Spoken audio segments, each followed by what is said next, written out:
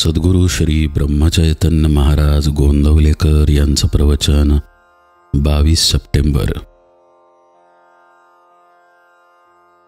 भक्ती म्हणजे ईश्वराविषयी अत्यंत प्रेम। एखाद्या मोठ्या यंत्रामध्ये एक चक्र सुरू झाले की बाकीची सर्व चक्रे आपापल्या परीने हळू किंवा जलद फिरू लागतात। त्याचप्रमाणे आपल्या मनाचे आहे। मनाची एक शक्ती काम करू लागली की तिच्याबरोबर इतर सर्व शक्ती देखील हालचाल करू लागतात। मनाला आपल्या शक्तीने ताब्यात आणणे फार कठीण आहे। ते थोर माणसालाच जमण्यासारखे आहे। पारा समोर टाकला तर दिसतो, पण काठीने मारला तर मारला जात नाही।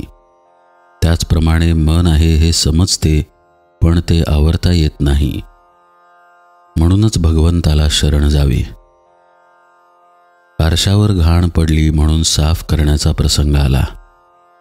अंतःकरणाची घाण पुसण्याचे काम साधनेने होते। मिरच्या, मिरे, मीठ इत्यादी पदार्थ एकत्र करून जसा सुंदर मसाला तयार करतात, त्याप्रमाणे भगवंताच्या प्राप्तीसाठी 3 गोष्टींचा मसाला पाहिजे: शुद्ध आचरण, शुद्ध अंतःकरण आणि भगवंताचे नामस्मरण। या त्या 3 गोष्टी आहेत। शुद्ध आचरण म्हणजे प्रामाणिकपणा, धार्मिक आचार आणि नीतीचे वर्तन।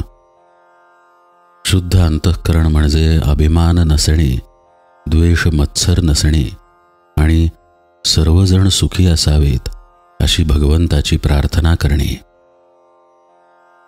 भगवंताचे नामस्मरण म्हणजे भगवंताचा केव्हाही विसर न पडणे। नवऱ्याला देव आवडत नाही म्हणून बायकोने नामस्मरण सोडण्याचे कारण नाही। तिने नाम घेतले तर पत्नी धर्म सोडला असे होत नाही। मनात येणारे भलते सलते विचार हे नामाच्या प्रेमाला आडकाठी करतात। त्यांचा बंदोबस्त करण्याचा उपाय म्हणजे त्या विचारांना थाराच देऊ नये म्हणजे झाले। एक मोठा पोलीस अंमलदार चोर पकडण्यात हुशार होता। तो असे करे की चोर ज्या बाईच्या नादी असेल तिला फितूर करून घ्यायचा, म्हणजे चोर आपोआप नेमका सापडे।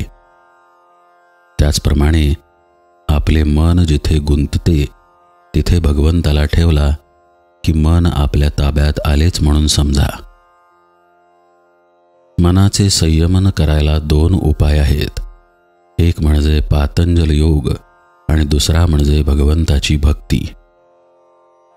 पातंजल योग म्हणजे युक्ताहार विहार, नियमित राहणे आणि इंद्रियांचा निरोध करणे। भगवंताची भक्ती म्हणजे ईश्वराविषयी अत्यंत प्रेम। या प्रेमाची साधने कोणती तर भगवंताचे नामस्मरण, त्याचे कथा कीर्तन, साधू समागम आणि त्यातल्या त्यात सद्गुरूची कृपा ही होत। भगवंताच्या स्मरणाशिवाय जी कर्मे होतात ती वाईट कर्मे होत।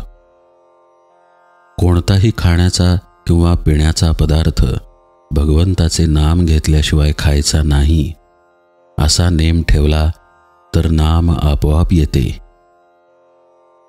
कोणत्याही परिस्थितीत आपण नामस्मरणापासून ढळूच नये। जो नामात प्रपंच करील त्याचा अभिमान नष्ट होऊन त्याला सुख समाधानाचा लाभ झाल्या वाचून राहणार नाही। अनावर मनाला नामाचे ओंडके बांधावे म्हणजे भगवंताचे प्रेम येते। जानकी जीवन स्मरण जय जय राम।